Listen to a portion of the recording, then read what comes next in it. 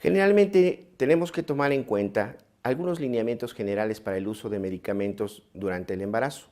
Estos son importantes ya que dependiendo de ellos vamos a tomar una decisión tanto en el embarazo como en el final de él, quiere decir en el trabajo de parto y al término de él, en el puerperio inmediato y en el puerperio tardío. Uno de los objetivos de esta plática es que el alumno reconozca específicamente el embarazo de término en trabajo de parto, el embarazo pretérmino con producto inmaduro y prematuro,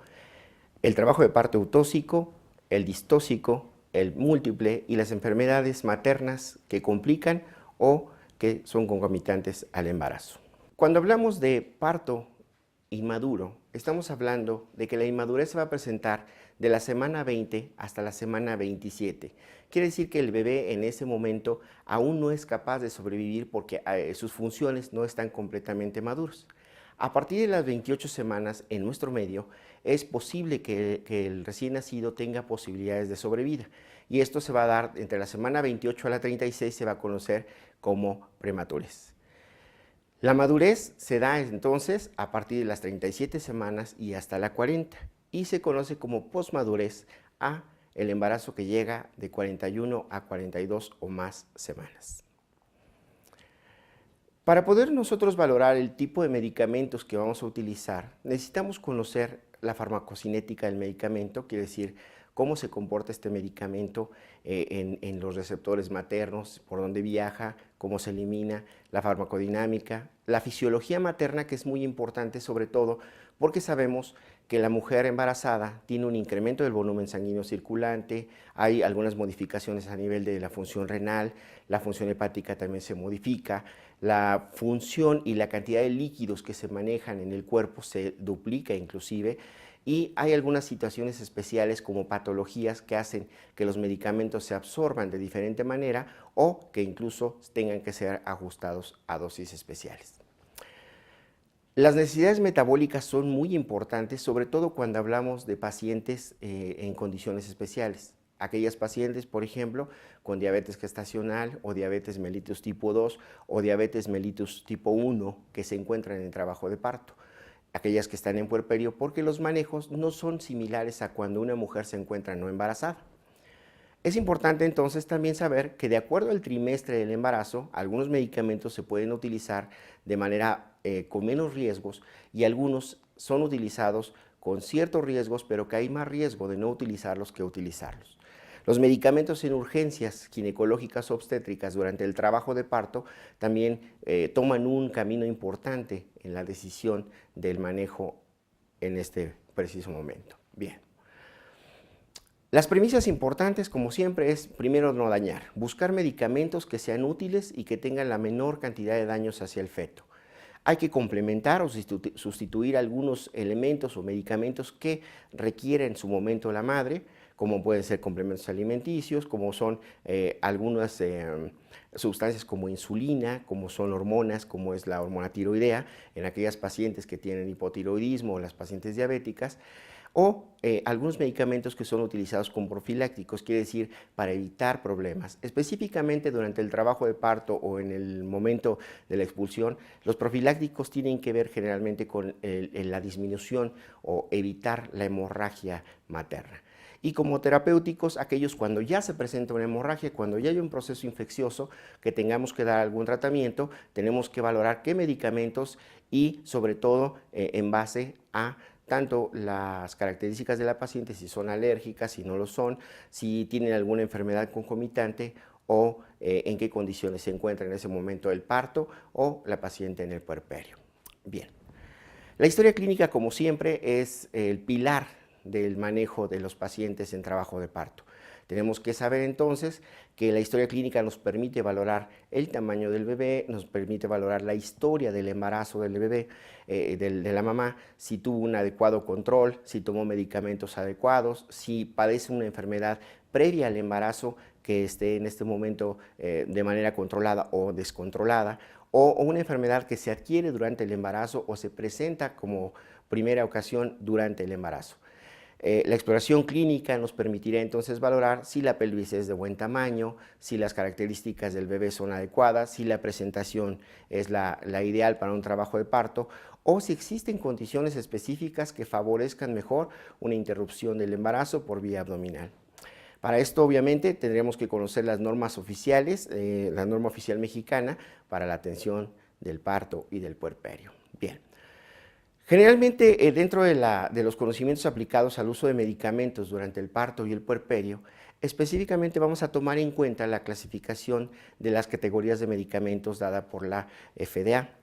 Los conocimientos en medicina, basados en evidencias de algunos medicamentos, que ha habido metaanálisis, estudios de ellos para saber qué tan bien o qué tan mal se comportan, porque muchos de los medicamentos tienen estigmas del inicio de su uso, donde uno o dos pacientes presentaron alguna complicación y por el cuidado de los laboratorios han puesto medidas restrictivas para el uso de ellos. Sin embargo, sabemos que se pueden utilizar sin dificultad en su momento para poder resolver un trabajo de parto o incluso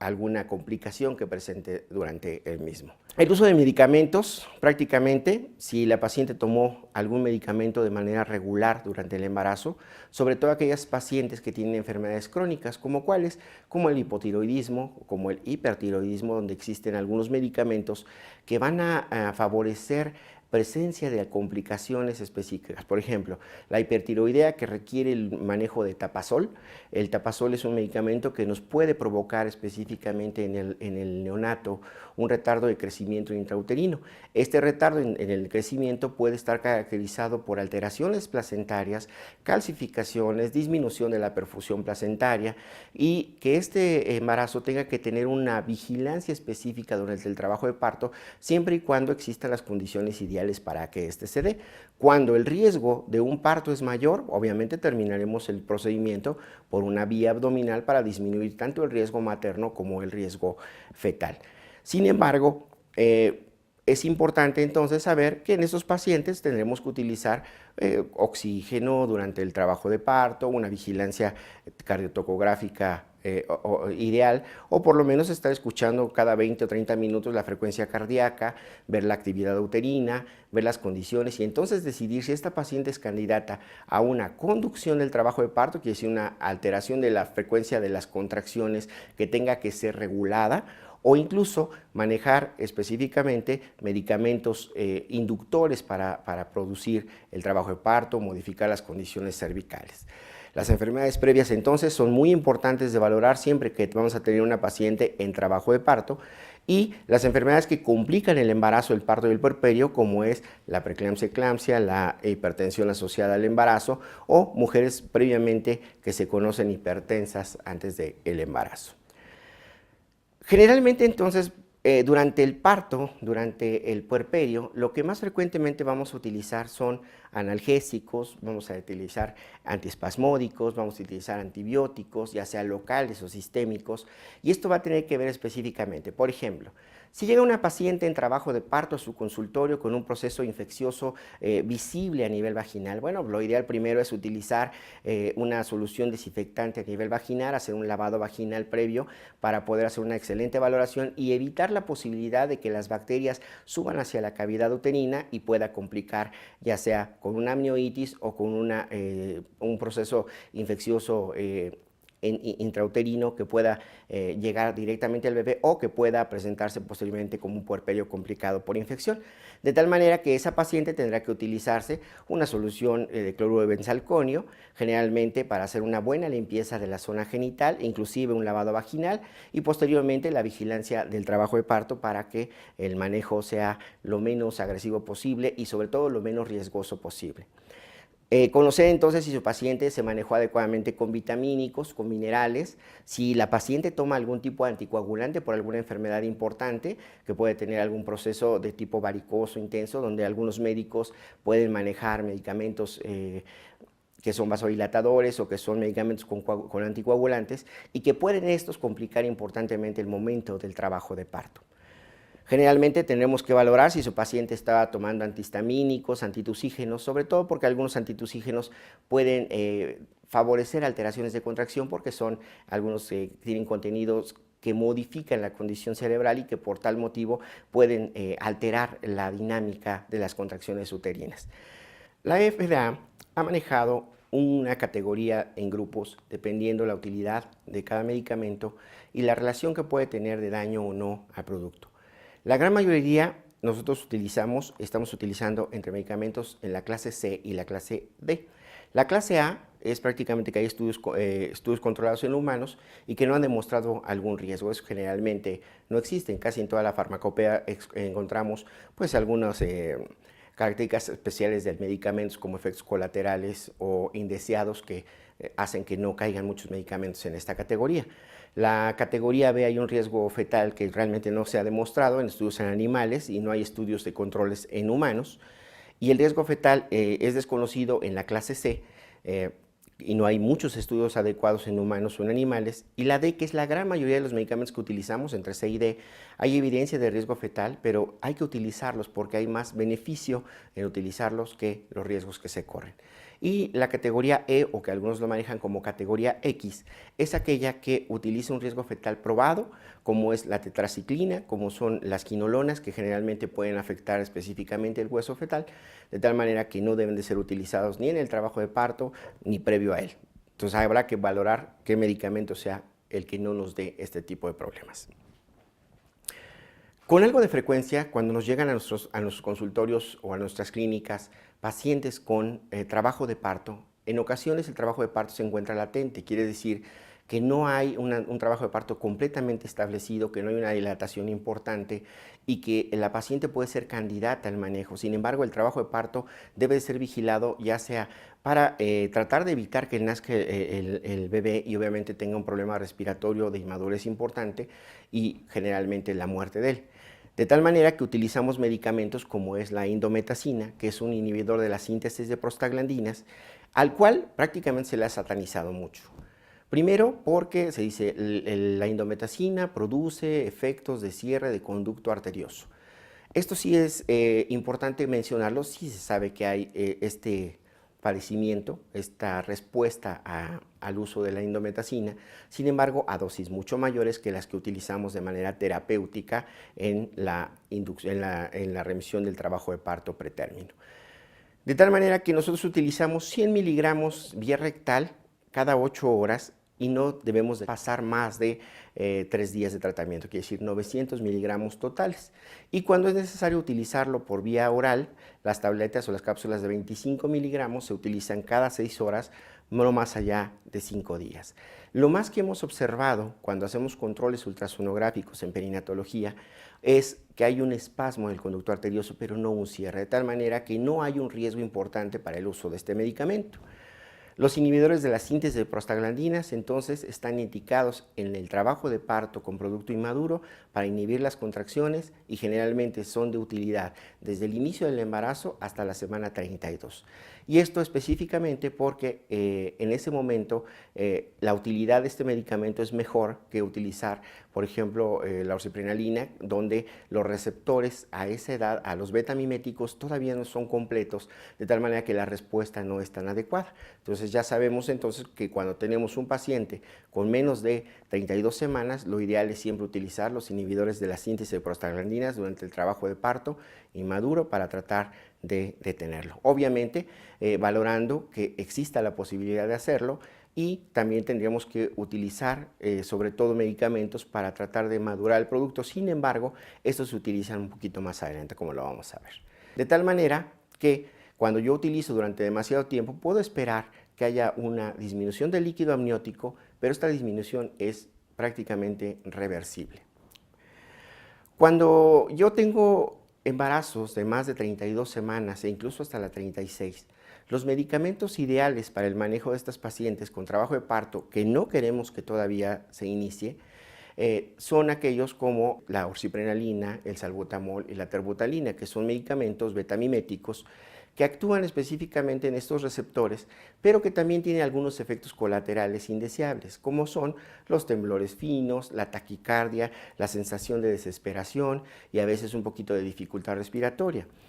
Cada vez que nosotros manejemos a nuestro paciente con orciprenalina, salbutamol o terbutalina, tenemos que explicarle que este efecto se va a presentar para que el paciente lo tolere o lo aguante un poquito y no se angustie, favoreciendo que esto incremente la necesidad de eliminar el medicamento o buscar algunas otras alternativas. Las soluciones parenterales entonces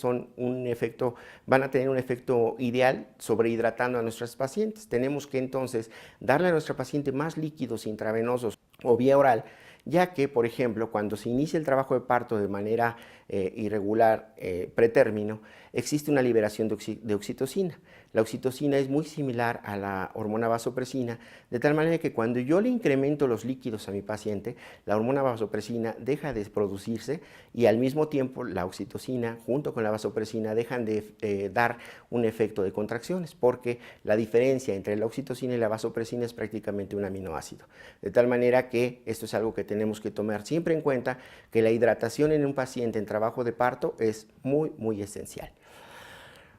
Cuando nuestro paciente se encuentra bien hidratado, también va a tener una mejor circulación uterina, por lo tanto, una mejor perfusión placentaria, la cual podemos mejorar poniendo a nuestra paciente de cúbito lateral izquierdo e incluso utilizando oxígeno a 2 o 3 litros por minuto, que nos va a favorecer la ventilación y sobre todo el bienestar del feto, siempre y cuando no exista ni policistolia, que sería muchas contracciones, más de 5, con más de 1 minuto de duración, y que pueden favorecer obviamente hipoxia neonatal.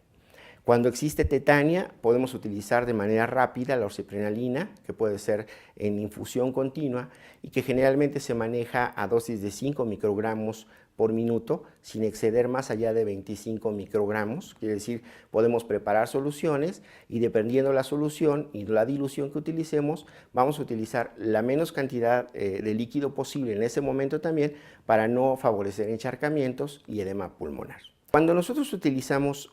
un antibiótico,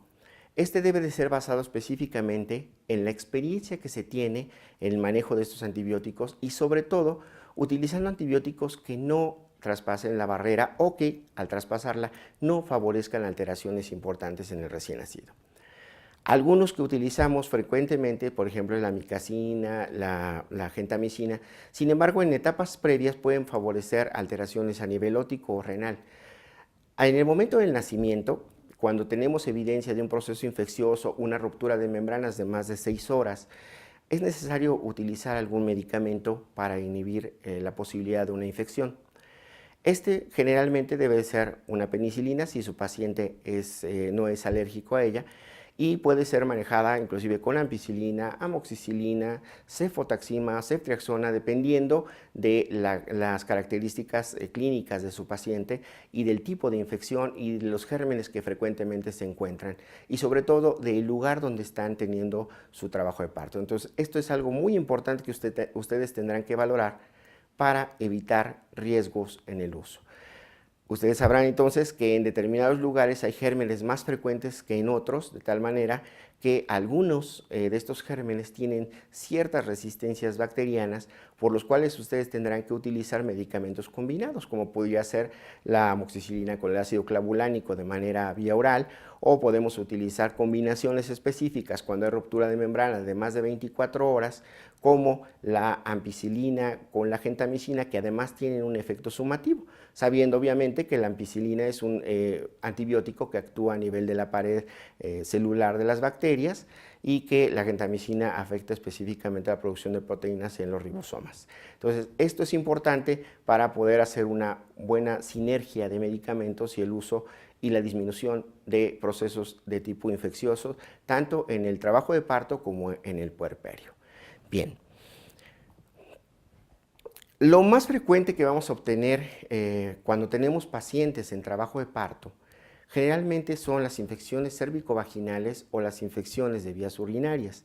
Esto generalmente puede favorecer las rupturas prematuras de membranas, lo cual también va a incrementar el riesgo de que el neonato tenga procesos infecciosos al nacimiento o tenga mayor riesgo de padecer infecciones intrauterinas o deje la posibilidad de una infección grávido-puerperal en su paciente. De tal manera que la historia clínica que van a hacer ustedes en el momento que su paciente llega es muy importante, interrogarla en relación si ha tenido infecciones de vías urinarias recurrentes, si hay sintomatología previa al momento del trabajo de parto, si existe o no secreción vaginal, característica como vaginosis bacteriana o infecciones específicas o parasitarias vaginales, de tal manera que ese será, digamos, el mecanismo por el cual ustedes elegirán un antibiótico local o el antibiótico será manejado en el momento del puerperio inmediato para que su paciente quede cubierta y no vaya a tener riesgos de infección. Los inductores de madurez pulmonar, cuando hablamos de productos prematuros, generalmente los más utilizados es la betametasona, la dexametasona y la hidrocortisona.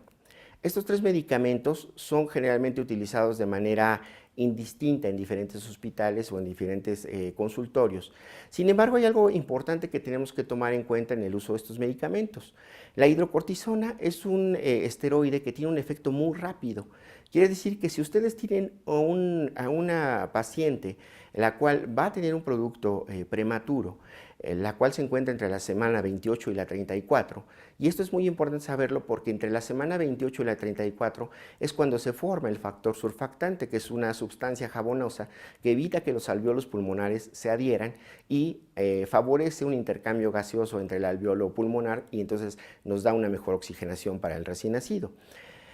El efecto de la hidrocortisona favorece para dar los elementos ideales para la formación de este factor surfactante. Una vez que se rebasa la semana 34, el efecto de estos medicamentos ya no es tan útil como lo era entre la semana 28 y 34. Por lo tanto, tenemos que tener mucho cuidado de no manejarlos después de estas semanas, como muy frecuentemente se hace de manera empírica, no realmente con conocimiento, donde nosotros le ponemos un esteroide a nuestra paciente creyendo que va a tener cierto beneficio, cuando el beneficio realmente no es real. Lo que vamos a obtener entonces son disminuciones de las defensas locales y la posibilidad de infección neonatal o incluso de la supresión de las hormonas suprarrenales del recién nacido que favorezcan problemas de hipertensión o infecciones, superinfecciones en el momento del nacimiento. Entonces, esto es muy importante que lo tomemos en cuenta. La hidrocortisona entonces se utiliza generalmente en dosis de 500 a 1 gramo de manera rápida cuando el bebé ya va a tener que nacer muy rápido, muy pronto, pero su efecto una vez que el bebé está fuera es muy corto, la duración es prácticamente de una semana. Cuando nosotros utilizamos la dexametasona, el efecto es un poquito más largo, generalmente puede ser de 1 o 2 semanas, y la dosis que se maneja generalmente es de 8 miligramos intravenosa o intramuscular cada 8 horas, son 3 dosis únicas entre la semana 28 y la 34, cuando la paciente se encuentra en trabajo de parto con ruptura de membranas o cuando ya no hay posibilidad de inhibirlo, y la betametasona, que es un medicamento que sería el ideal, donde este medicamento tiene la posibilidad de darnos mayor eficacia y mayor tiempo una vez que el bebé nace, de tal manera que le damos tiempo al pediatra o al neonatólogo para poder hacer un mejor manejo del recién nacido y obviamente darle la posibilidad inclusive de un traslado si es que así se requiere. Esta es una pequeña tablita donde nos habla la dexametasona 8 miligramos cada 8 horas, 3 dosis generalmente se maneja. La betametasona que puede ser desde 6 miligramos, lo que conocemos como Celestone o el Liprospan, que viene de una dosis mayor, donde utilizamos 2 ampolletas de cada una, dosis única. A veces lo que preferimos es que la paciente se ponga, digamos, una ampolleta un día y la otra el siguiente día cuando no están en trabajo de parto, para que pues, no sea tan incómoda la aplicación, pero en la paciente que se requiere de manera urgente porque se encuentra en trabajo de parto y no hay posibilidades de nacimiento o de detener el nacimiento, lo que podemos hacer es detener lo más que se puede el nacimiento para que el medicamento haga efecto y tenga posibilidades de el recién nacido respirar mejor o tener la posibilidad de ser trasladado a un lugar diferente. Entonces, importante conocer que todos los esteroides son de utilidad, se pueden utilizar, deben ser utilizados, pero sobre todo tenemos que cuidar mucho la posibilidad de que no vayamos a tener alguna alteración como infecciones por el uso de este tipo de medicamentos. Hay que evitarlo, sobre todo cuando exista la evidencia de que hay un proceso infeccioso como una corioamnionitis, quiere decir que haya infección de la placenta y del líquido amniótico o que haya una sepsis ya muy clara o que se sospeche de un proceso infeccioso de manera importante. En aquellas pacientes, por ejemplo, que se encuentran en trabajo de parto y que son asmáticas, la posibilidad del manejo de los esteroides son exactamente con la misma dosis para evitar un edema y una posibilidad de que el paciente respire mejor, siempre y cuando las condiciones obstétricas permitan el trabajo de parto y la expulsión del bebé sin riesgos. Cuando existan alteraciones de oxigenación importante en la madre, se coloca el medicamento, pero la vía de nacimiento debe de ser abdominal y no el trabajo de parto. Podemos tener también con el uso de estos medicamentos alteraciones específicas en los glúcidos. Una vez que nace el bebé puede tener alteraciones en su azúcar, de tal manera en la glucosa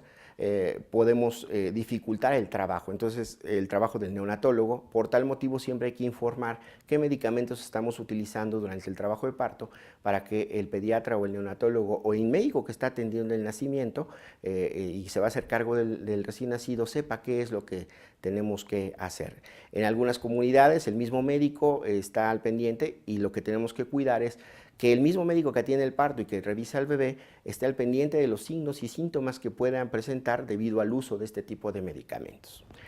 Cuando sus pacientes llegan en trabajo de parto con fiebre importante, con datos de una infección grave, una pielonefritis, generalmente el paciente debe de ser manejado de manera intrahospitalaria, de tal manera que se instile una solución y se va a manejar medicamentos como los aminoglucósidos y la cefotaxima y la ceftriaxona. Hace 5 años se reunió un grupo multidisciplinario aquí en México para hacer una valoración en relación al uso de medicamentos durante las infecciones de vías urinarias, tanto complicadas como no complicadas. Las pacientes deben de ser manejadas de acuerdo con ese grupo, con gentamicina o amikacina de primera instancia y después con cefotaxima o ceftriaxona de segunda instancia. Sin embargo, yo creo que lo mejor sería manejar al paciente con los medicamentos que tienen menos riesgo, sobre todo para el oído del riñón, como es la cefotaxima, que se puede manejar a 1 gramo intravenoso cada 8 horas durante 5 o 10 días, dependiendo la gravedad del caso, entendiendo que la fiebre es algo que no se va a quitar hasta después de que el cuadro se limitó, 3 o 4 días después, de tal manera que es algo muy importante. Cuando hablamos de mujeres embarazadas y que tienen posibilidad de ingerir tabletas o que ingerir cápsulas, el tratamiento ideal para las infecciones urinarias no complicadas puede ser a base de nitrofurantoína. Aquí vemos en esta tabla que también podemos utilizar la cefalexina, la amoxicilina o combinaciones como es amoxicilina con ácido clavulánico. Ya sabemos que todas ellas tienen la posibilidad de producir irritación gástrica, náusea, diarrea, algunos efectos colaterales indeseables, pero que realmente son muy tolerables y que no ameritan la suspensión del tratamiento y que su uso está más justificado que su efecto colateral para poderlos retirar. Aquí es importante entonces hablar que cuando nosotros utilicemos la nitrofurantoína tenemos que vigilar mucho que nuestra paciente no empiece con periodos de tos o con alguna alteración de tipo respiratoria. Muy poco número de pacientes a nivel mundial pueden presentar una alteración respiratoria secundaria al uso de la nitrofurantoína, sino tener que estar al pendiente de esto y si vemos que hay alguna alteración que se pueda relacionar a este tipo de efecto colateral indeseable, pues debemos de suspender el tratamiento. La ceftriaxona de manera intramuscular también es una excelente opción para el manejo de sus pacientes o la cefotaxima como lo habíamos comentado. Cuando nosotros tenemos una paciente que ingresa en trabajo de parto y que tiene algún proceso de tipo infeccioso, entonces lo que tenemos que valorar básicamente son las características de la descarga vaginal que tiene para poder hacer un diagnóstico, incluso sin contar específicamente con elementos que nos permitan hacer cultivos, cosas de este tipo que solamente nos quitan tiempo, sino la clínica nos va a favorecer saber si la descarga vaginal tiene características especiales de hongo o tiene una característica como una vaginosis bacteriana o una parasitosis y en base a eso y a nuestra experiencia tomaremos en cuenta el tratamiento que estemos utilizando para estas pacientes. Algunas pacientes con enfermedades importantes como sífilis o gonorrea que pueden estar previamente en tratamiento, pueden llegar en trabajo de parto y estas pacientes deben de ser manejadas y sobre todo el recién nacido debe ser cubierto de la posibilidad de la infección porque bueno, pues tiene riesgo a nivel ocular o riesgo a nivel sistémico de tomar alguna de estas infecciones por una mala decisión en la toma de algún antibiótico. Los medicamentos sistémicos que podemos manejar en el puerperio o en la paciente embarazada que está en trabajo de parto irregular y que todavía podemos darle un poco de tiempo, puede ser básicamente la citromicina. La doxiciclina no se maneja específicamente porque estamos hablando que es un tipo de tetraciclina que está catalogada como el grupo X, que puede provocar daño, que puede pasar al recién nacido, bueno, en ese caso al embarazo, y afectar específicamente sus huesos y sus dientes, de tal manera que bueno, hay que evitar todos estos medicamentos utilizando medicamentos como el estolato de la eritromicina o el estearato de eritromicina. En los tratamientos alternativos en las mujeres no embarazadas podemos utilizar las quinolonas, pero en las mujeres embarazadas lo ideal es no quinolonas porque estas se pueden fijar al cartílago de crecimiento y después provocar alteraciones de deformidades óseas o dificultades en el crecimiento del recién nacido. De tal manera que, bueno, podemos utilizar a las embarazadas la eritromicina o la amoxicilina como un tratamiento alternativo cuando tienen infecciones vaginales y entran en trabajo de parto. La maduración cervical con las prostaglandinas en pacientes que tienen condiciones anómalas del cuello se puede manejar específicamente con los geles a base de prostaglandinas, como es la dinoprostona en gel, que podemos utilizarla cada 6 horas, o utilizar en la actualidad lo que es el misoprostol. El misoprostol, ustedes saben, es una tableta que se utilizó específicamente para los pacientes con problemas de enfermedad acidopéptica, que como es una prostaglandina, favorece la producción de moco a nivel intestinal, favorece la movilidad intestinal y algunas condiciones por ahí que nos ayudaban para la enfermedad acidopéptica, pero que también tiene un efecto de producir contracciones y modificaciones a nivel cervical. Mucha gente ha aprendido durante la carrera algunas conductas que no son adecuadas. Por ejemplo, cuando una paciente está en trabajo de parto y que no avanza, veíamos que nuestros profesores les ponían butildiosina. La butildiosina es un antiespasmódico, actúa a nivel de músculo liso y generalmente si nosotros nos ponemos a pensar el cuello tiene solamente 10 o 15% de fibras musculares lisas, de tal manera que no tiene una indicación real de utilizar antiespasmódicos para modificar las condiciones cervicales y favorecer el parto. Entonces, esa es una conducta que debemos de erradicar porque es muy común incluso en grandes hospitales ver que aún los grandes maestros en la obstetricia siguen utilizando este medicamento y que realmente no tiene una utilidad como tal. Cuando nosotros utilizamos el misoprostol para producir maduración cervical o regularizar el trabajo de parto, de preferencia no debemos utilizar conjuntamente la oxitocina. La oxitocina es esta hormona sintética que utilizamos generalmente para la conducción del trabajo de parto, pero que si la utilizamos de manera conjunta podemos favorecer una tetania, contracciones irregulares demasiado frecuentes o inclusive desprendimientos prematuros de placenta normoinserta que obviamente podrían a su paciente en grave riesgo de una muerte ya sea materna o inclusive fetal. La oxitocina entonces es una hormona que vamos a utilizar de manera importante en la conducción del trabajo de parto, en la expulsión de la placenta, lo que es el alumbramiento, y sobre todo en el puerperio inmediato. Este medicamento se utiliza de manera indicada para producir contracciones regulares, preventiva para evitar la hemorragia posparto o la hemorragia en el momento de la expulsión. En el momento también podemos utilizar ergonovina para favorecer la expulsión placentaria. Sin embargo, la ergonovina tiene algunos riesgos de poder incluso cerrar rápidamente el cuello uterino y dejar la placenta retenida y obviamente complicar de manera importante el momento obstétrico. La oxitocina se utiliza generalmente a dosis de 5 unidades, se ponen en soluciones, en una solución de 500 o de 1000, dependiendo la cantidad de líquidos que quieran ustedes pasar, pero que tiene, como les recuerdo, una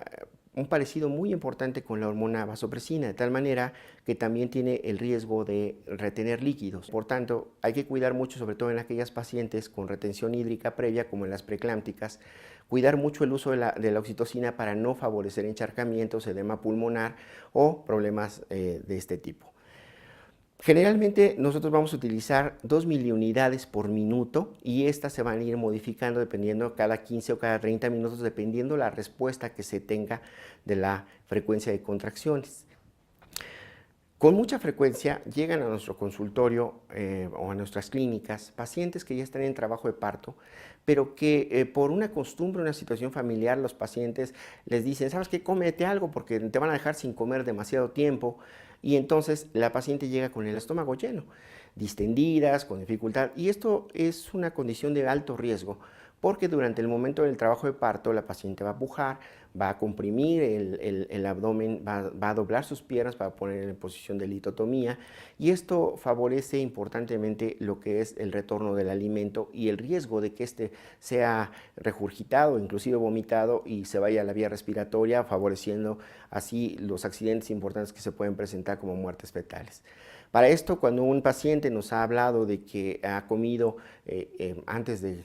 8 horas, porque recordamos que la digestión se vuelve más lenta durante el embarazo. Normalmente la digestión se presenta en 3 o 4 horas, en la mujer embarazada entre 6 y 8 horas. Cuando tenemos una paciente que comió, lo que tenemos que hacer es disminuir la posibilidad de la acidez gástrica y sobre todo favorecer la movilidad para que ese estómago se vacíe y evitar el regreso. Por eso podemos utilizar lo que son los inhibidores H2, como es la ranitidina o el omeprazol, los inhibidores de la bomba, para poder evitar la acidez en estos pacientes. La metoclopramida también es importante para facilitar el vaciamiento gástrico y cerrar el esfínter esofágico y evitar el retorno del alimento. Y tenemos que cuidar, pues obviamente, los efectos piramidales como son el temblor, la confusión, el mareo o incluso la hipertensión que puede presentar por el uso de estos medicamentos. Hay que tener mucho cuidado y sobre todo la monitorización de la frecuencia cardíaca y de los signos vitales de su paciente, sobre todo la frecuencia cardíaca fetal para ver que todo se encuentra dentro de lo normal. Todo procedimiento obstétrico en el trabajo de parto requiere la aplicación de anestésicos. Los anestésicos que más frecuentemente utilizamos en el consultorio, en la clínica o en los hospitales generalmente es la gilocaína para el bloqueo peridural, para el bloqueo paracervical, para el bloqueo en una episiotomía, para una lesión. Y lo que tenemos que tomar en cuenta es que este medicamento tiene aproximadamente 109 minutos de vida media, de tal manera que es bastante tiempo lo que va a estar ahí el medicamento, que nos va a favorecer, ya sea cuando se maneja de manera peridural, pues procesos de hipotensión, si es absorbido por un vaso sanguíneo, pues alteraciones a nivel de la frecuencia cardíaca, podemos inclusive tener hasta insuficiencia cardíaca o paro cardíaco, por lo cual tenemos que cuidar mucho y tener mucho cuidado de jalar el émbolo y observar que no estemos en un vaso sanguíneo para posteriormente pasar pequeñas dosis, volvemos a jalar y de esta manera vamos a evitar los riesgos de una complicación debida al uso de gilocaína, bupivacaína o algún otro tipo de anestésico. Cuando nos encontramos en hospitales grandes y llega el momento del alumbramiento, tenemos que hacer una revisión de cavidad. Algunos lugares todavía utilizan mucho lo que es el alotano, que es un gas anestésico, para que el paciente disminuya el malestar durante la revisión. Aquí tenemos que tener mucho cuidado y tratar de no utilizar este gas, ya que también produce una dilatación de la fibra muscular lisa. Puede producirnos paro respiratoria, pero lo más importante es la hemorragia, que puede ser difícil de controlar, ya que no responden adecuadamente a los medicamentos oxitóxicos de manera regular. Entonces hay que tener mucho cuidado y sobre todo cuando se utilizan medicamentos como la buprenorfina, que son algunos opiáceos, ya sea peridurales o medicamentos que el anestesiólogo le pone a su paciente intravenoso porque se está quejando durante el trabajo de parto o porque ya en el momento de la revisión del canal vaginal es necesario hacerlo. De tal manera que hay que tener mucho cuidado con la anestesia general y la anestesia inhalatoria, sobre todo en el momento de la revisión de cavidad. Generalmente no se pone antes porque interfiere con la actividad uterina y la paciente no puja adecuadamente. A veces es importante porque se los pone en el momento de un forceps de salida. Por tal motivo, muy bueno que ustedes platiquen con sus anestesiólogos para tener mucho cuidado con el manejo de este tipo de medicamentos. Cuando manejamos oxitocina de manera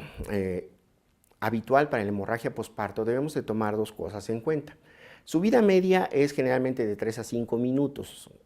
Eso es lo que generalmente se maneja en la literatura. Sin embargo, cuando se maneja de manera intramuscular, su duración es mucho mayor. Nos podemos ir generalmente hasta los 30 minutos. Entonces, cuando tengamos una hemorragia, es importante mejor utilizarla de manera intramuscular y posteriormente continuarla con una infusión intravenosa que nos va a favorecer o nos va a disminuir la posibilidad de una hemorragia importante. Cuando utilizamos ergonovina, esta se puede utilizar de dos maneras, intramuscular, que es un poquito más segura que de manera intravenosa, ya que cuando la utilizamos de manera intravenosa, nos puede producir hipertensión importante y sobre todo tetania. La ergonovina entonces, con esta capacidad de poder producir hipertensión, no debe de utilizarse en pacientes con hipertensión arterial previa al embarazo, con pacientes con preeclampsia o con pacientes eclámpticas. Entonces, en esas pacientes preferimos utilizar específicamente lo que es la oxitocina o en la actualidad los medicamentos que son los agonistas de oxitocina, como es la carbetocina, pero que, bueno, desafortunadamente, como es un medicamento nuevo, es un medicamento útil, es un medicamento todavía muy caro. No todos los médicos pueden acceder a este tipo de tratamientos y tenerlo en la clínica para poder hacerlo. Sin embargo, una recomendación es por lo menos tener una o dos ampulitas porque salvan de muchos eventos no deseados de hemorragia posparto. El uso de este medicamento generalmente se hace con una ampolleta intravenosa y su duración generalmente nos puede dar hasta 3 o 4 horas de seguridad. Generalmente nos puede producir como efectos colaterales el prurito, náuseas, cefalea, malestar general y ansiedad en nuestro paciente. Cuando tenemos condiciones especiales como es la preeclampsia y la eclampsia, donde existe en la preeclampsia una hipertensión, donde hay edema, hay proteinuria, hay alteraciones en las proteínas séricas, cuando hay lesiones de los vasos sanguíneos en la microcirculación y en la macro, tenemos que tomar algunas cosas en cuenta. A veces podemos utilizar pequeñas dosis de ácido acetil salicílico que lo que van a hacer es modificar y evitar la liberación de sustancias que sigan dañando el endotelio vascular. Quiere decir, son sustancias protectoras que nos van a ayudar a evitar riesgos de microinfartos, microémbolos y que sobre todo nos van a dar seguridad en el manejo a nuestra paciente. Como son terapéuticas de poco tiempo, los efectos colaterales como alteraciones de la coagulación, que de por sí la puede tener la paciente preeclámptica, generalmente no son tan visibles ni son tan importantes como para suspenderlo. Existe entonces lo que se llama la hipertensión asociada al embarazo, la hipertensión inducida por el embarazo, la preeclampsia, eclampsia, y generalmente estas se dan la preeclampsia después de la semana 24, es una norma que generalmente siempre se sigue. La eclampsia es cuando ya se desarrollan convulsiones y bueno, esa paciente tiene que ser remitida de inmediato a un servicio de terapia intensiva y no debemos de meterla a cirugía ni siquiera un procedimiento porque existe demasiado riesgo de hemorragias, demasiado riesgo de complicaciones sistémicas graves que pueden favorecer la muerte materna. En la actualidad todavía la preeclampsia y la eclampsia están produciendo mucha muerte materna a nivel nacional, de tal manera que tenemos que tener mucho cuidado con el manejo de los medicamentos que utilizamos con este tipo de pacientes. Cuando nosotros tenemos pacientes con hipertensión crónica, debemos de tomar en cuenta básicamente dos cosas. Una, que debemos de tener dos cifras tensionales de más de 140/90, la sistólica y diastólica, en dos ocasiones antes de la semana 20. Ya si se presenta estas características después de la semana 20, semana 24, debemos sospechar específicamente que se pueda tratar de un evento como preeclampsia.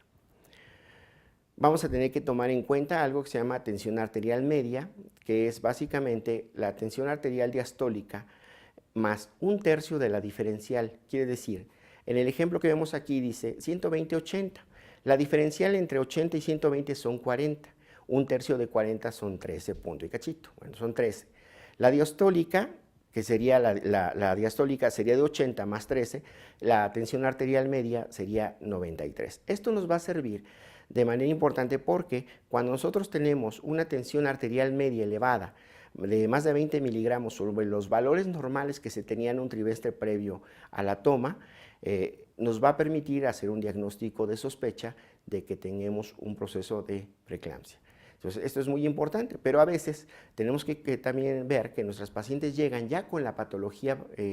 instalada y que jamás las habíamos visto. Entonces, esta posibilidad pues la debemos de tomar en cuenta y entonces tomaremos el ejemplo anterior para poder hacer el diagnóstico. Proteinuria, edema, hipertensión y datos de vasoespasmo, como el dolor de cabeza, zumbido de oídos, mareos o ver lucecitas. Es muy importante checarlo. Bien, lo que tenemos que cuidar en nuestros pacientes en trabajo de parto es precisamente mantener las funciones vitales. Es lo más importante, para lo cual manejaremos soluciones, manejaremos oxígeno o medicamentos como oxitocina. Si nuestra paciente tiene hiperreflexia, quiere decir que ya hay edema cerebral o hay datos de que hay compromiso de las estructuras nerviosas, tenemos que utilizar estos medicamentos para evitar la posibilidad de que haya convulsiones. La tensión arterial hay que tratarla de controlar lo más rápido posible. Sin embargo, para que nosotros podamos tomar decisión de hacer un tratamiento obstétrico, ya sea un parto o una cesárea, debemos de dar primero por lo menos 6 horas de control para que nuestro paciente entre con los menos posibles riesgos. Sin embargo, cuando las condiciones tienen que ser rápidas por un desprendimiento de placenta o por una condición que sea inminente, se maneja de cualquier manera, de la misma manera el paciente con medicamentos, pero se hace la resolución con un poquito más de riesgo para el personal quirúrgico. Hay que prevenir todas las complicaciones que se puedan evitar y sobre todo la interrupción del embarazo es la cura para esta enfermedad. Los medicamentos que más frecuentemente utilizamos en el embarazo, sobre todo en las pacientes que están en trabajo de parto o que están programadas para cirugía, es el alfametildopa. Este se utiliza a dosis de 250 a 500 miligramos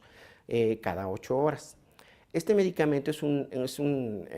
agonista alfa-adrenérgico. Va a favorecer que el vaso se dilate y con esta dilatación uno de los efectos colaterales que se pueden presentar en sus pacientes es que tenga un poquito de somnolencia o que incluso pueda presentar hipotensión ortostática, quiere decir cuando se levanta, se marea o pierde conocimiento precisamente por los cambios que se producen en el vaso por este medicamento. Uno de los problemas importantes es que este medicamento tiene un efecto generalmente que se presenta hasta 4 o 5 horas después de iniciada su dosis. Quiere decir que si es un medicamento que estamos utilizando de manera inicial, sabemos que su efecto real lo vamos a tener aproximadamente en este tiempo. Algo que tenemos que valorar para poder utilizar otro medicamento que tenga un efecto más rápido. Este generalmente puede ser la hidralazina. Y la hidralazina la podemos utilizar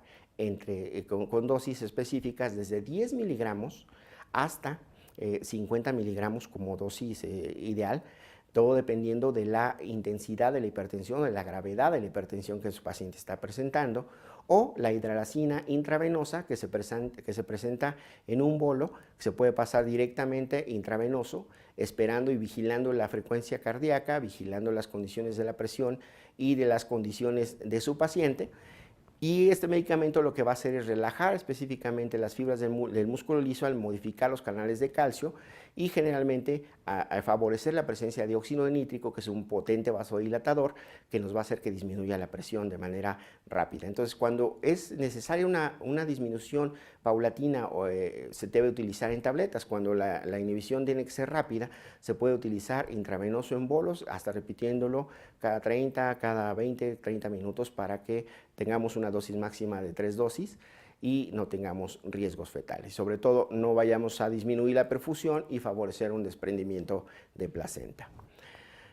Uno de los medicamentos que comúnmente se utilizan de manera urgente es la nifedipina, el cual se puede utilizar específicamente a dosis de 10 miligramos sublinguales. El problema es que la presión se baja demasiado rápido, es muy rápido el efecto de este medicamento y el efecto de vasodilatación cerebral también puede favorecer el dolor de cabeza intenso, que puede aunarse al que ya tenía por el mismo padecimiento, o que la misma disminución de la presión arterial rápida favorezca un desprendimiento prematuro de placentas. Por lo tanto, hay que tener mucho cuidado con la vigilancia cardiofetal y sobre todo el tono uterino para saber que este tipo de problemas no se presenten. Cuando su paciente llega ya con datos de vasoespasmo, nos está indicando que el cerebro ya está teniendo cierto grado de inflamación o cierto grado de compromiso. Por tal motivo, la posibilidad de que un paciente convulsione es muy alta. Los medicamentos que generalmente utilizamos para disminuir la posibilidad de la convulsión sería el fenobarbital, que es un barbitúrico que generalmente tiene un efecto sedante, sus pacientes se van a dormir. Obviamente en una paciente con trabajo de parto, este va a disminuir la frecuencia de las contracciones y también va a disminuir el estado de alerta de su paciente. Y cuando un paciente ya es necesario manejarle este tipo de medicamentos, lo ideal es ya no darles trabajo de parto, porque el trabajo de parto durante la contracción y durante el pujo puede favorecer una ruptura vascular cerebral por el simple hecho de la maniobra de Valsalva más la hipertensión que se está presentando. De tal manera que cuando ya es necesario utilizar medicamentos derivados de los barbitúricos, lo ideal es programar a su paciente a la brevedad posible para una interrupción del embarazo, siempre y cuando hayan pasado 6 horas y su paciente esté en condiciones. Si la paciente requiere un ingreso rápido por sufrimiento fetal o por alguna condición, bueno, el riesgo se corre a pesar de las condiciones de su paciente. Otro medicamento que es todavía mucho mejor, que no produce mucha sedación, que se puede utilizar cuando la presión arterial no es tan importante, cuando la preeclampsia no es tan grave, cuando estamos hablando de preeclampsia leve y su paciente está en trabajo de parto, es algún medicamento como la difenilhidantoína, el cual generalmente lo podemos manejar de manera intravenosa a dosis de 250 miligramos como dosis única y posteriormente cada 12 horas estamos manejando 125 miligramos. Esto nos va a favorecer que no existan posibilidades de que su paciente presente convulsión o disminuya esta posibilidad. Algunos médicos durante mucho tiempo utilizaron la cloropromacina como un medicamento anticonvulsivante en este tipo de pacientes. Sin embargo, uno de los problemas que se vieron es que cuando se estudiaron a las pacientes con el electroencefalograma, se dieron cuenta que el paciente no presentaba signos de convulsión, quiere decir, no veías la contracción involuntaria muscular. Sin embargo, a nivel del trazo electroencefalográfico, el paciente sí estaba convulsionando. Por tal motivo, ya es un medicamento que generalmente no utilizamos, aunque todavía algunos lo siguen utilizando. Entonces, como comentario y como sugerencia, estos dos medicamentos son de mayor utilidad. Cuando las condiciones son ya muy graves, cuando ya tenemos una preeclampsia severa, entonces debemos utilizar otro tipo de sustancias como es el sulfato de magnesio. Existen varios esquemas que se pueden utilizar, el de Sussman, el de Cibai, algunos modificados. Sin embargo, este es el que yo considero que les puede ser de mucha utilidad en provincia, en lugares donde no se tienen muchos elementos para hacer un buen monitoreo del paciente, que es el sulfato de magnesio manejado a 4 gramos intravenosos, de manera rápida, diluidas en 250 mililitros, lo podemos pasar en 20 minutos y posteriormente podemos manejarlo de 1 a 2 gramos por hora, quiere decir aproximadamente, vamos a poner una solución de glucosa al 5%, 900 mililitros, le ponemos 10 ámpulas de sulfato de magnesio, cada una de 1 gramo y vamos a estar pasando 100 mililitros por hora si queremos 1 gramo y 200 mililitros si queremos 2 gramos por hora. De esa manera, pues podemos controlar mucho el manejo de este medicamento.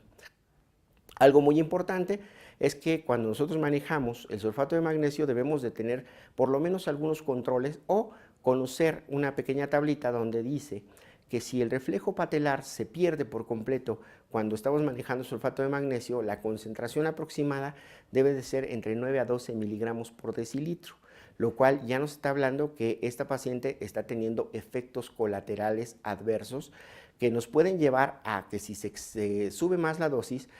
a 14.6 miligramos por decilitro, podemos tener paro respiratorio, si llegamos a 15 miligramos por decilitro, parálisis total, y si excedemos a 30 miligramos por mililitro, poder inclusive presentar un paro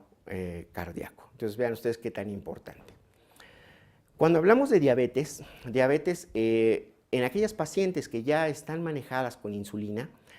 algunas de ellas tienen ajustes especiales donde se utiliza insulina rápida e insulina intermedia dependiendo la cantidad de glucosa que se presente tanto en la mañana como la postprandial como la vespertina.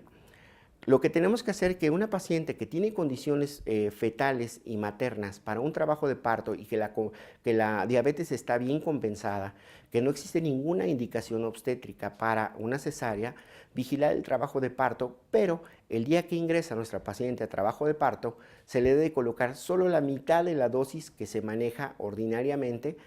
para su control y debemos utilizar soluciones glucosadas al 5% para darle un poco de aporte hídrico y calórico mínimo. Entonces, vean cómo ustedes la glucosa en pacientes con diabetes puede ser utilizada sin tanto riesgo, siempre y cuando ustedes sepan manejar la mitad de la dosis del medicamento que es la insulina.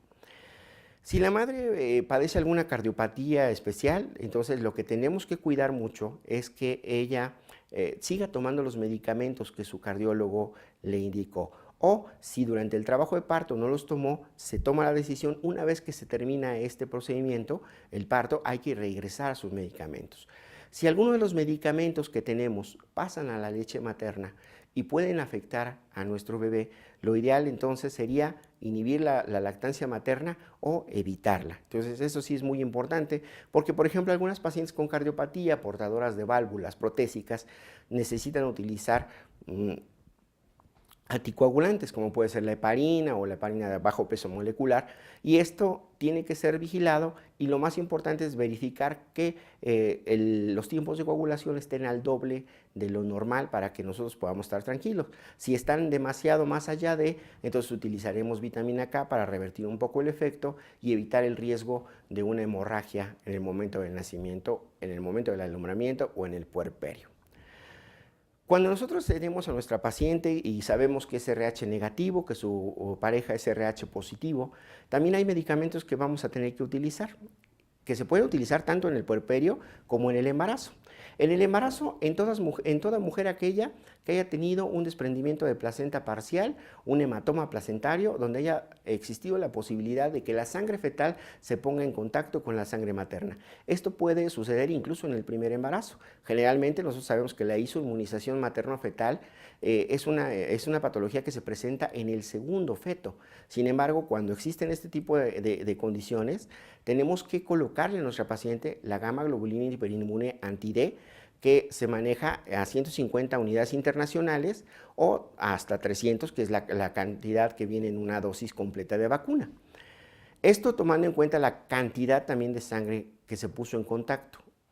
Cada 300 unidades internacionales van a evitar el efecto de 15 mililitros de sangre expuesta del feto a la madre. Entonces es algo que tenemos que tomar muy en cuenta. Por ahí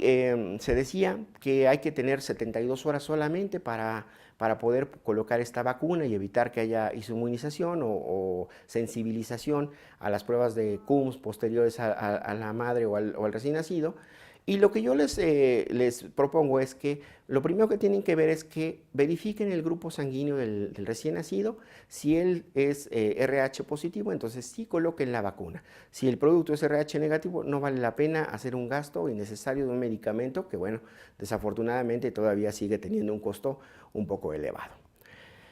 Bien, si en la paciente hubo antecedentes de un muerto fetal, o quiere decir un óbito fetal, donde se presentó una maceración importante, lo que tenemos que cuidar son los tiempos de coagulación, porque existe la posibilidad de que haya trastornos de coagulación por consumo de alta dosis de fibrinógeno que hace el tejido cuando se destruye el feto y que favorece las cascadas de coagulación y puede alterar la coagulación en la madre, en el parto o en el puerperio. Entonces es algo que también tienen ustedes que estar muy al pendiente, y sobre todo si existen datos o no de infección, hay que dar tratamiento. Por ahí mucha gente, tanto en la cesárea como en el parto, si hay meconio presente, consideran la necesidad de antibiótico. Esto no debe de ser. El meconio es estéril, no requiere manejo antibiótico.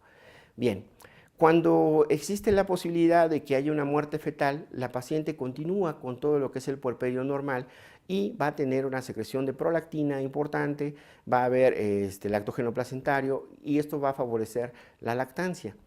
Una mujer que no necesita ya dar lactancia porque una muerte fetal, o una mujer que por sus enfermedades previas no puede seguir lactando, necesita un tratamiento para inhibir la lactancia. Este tratamiento puede ser básicamente con medicamentos como la bromocriptina, que se maneja a 2.5 miligramos diarios, o como recomendación les podemos manejar media tabletita diaria durante 5 días lo cual va a eliminar los efectos colaterales que generalmente se pueden presentar, como son los mareos, la sensación de náusea, la incomodidad gastrointestinales, el vómito, que se puede presentar específicamente con el uso de este medicamento. El tratamiento con la bromoergocriptina se maneja generalmente de 1 a 2 semanas, dependiendo de la respuesta. También colocarle un vendaje a la paciente, evitar que se esté estimulando para ver si sigue saliendo leche. De esta manera vamos a obtener un resultado mucho mejor. O la otra, con un medicamento mucho más rápido, pero desafortunadamente un poco más caro, que es la carbergolina, que también es un agonista dopaminérgico, lo cual puede tener efectos colaterales a nivel del sistema nervioso central, resequedad de boca, temblor fino, malestar, náusea, mareo, vómito, y que generalmente podemos manejar a dosis de 5 miligramos como 4 dosis. Aquí también podemos hacer una disminución de la dosis partiendo la tableta a la mitad y dándola cada tercer día, porque su efecto es mucho más potente y generalmente solo requiere 4 dosis para la inhibición total de la lactancia. Cuando una paciente tiene un puerperio fisiológico, pues obviamente va a requerir un poco más de energía, va a requerir nuevamente ciertas condiciones para que su calcio esté bien, sus vitamínicos, de tal manera que los complejos vitamínicos pueden ser iniciados de manera inmediata, generalmente se llevan a 1 o 2 meses, lo cual va a favorecer que sus pacientes tengan una mejor lactancia, una mejor calidad ósea y sobre todo que no se sientan tan cansadas y no tengan pérdida del cabello o alteraciones en la piel debido a la condición de la lactancia, que favorece una pérdida importante de todos estos elementos. Bien, pues este es un poco de la experiencia que venimos a vertir un poquito en esta plática. Esperemos que mucho de ello pueda ser utilizado por ustedes para un mejor manejo de sus pacientes. Los medicamentos siempre estarán a sus alcances y muchos de ellos que no han sido tocados, ustedes podrán revisar en la literatura también en qué momentos sí y en qué momentos no. Pues muchas gracias por su atención. Soy el doctor Rubén López Muñoz. Quedo a sus órdenes.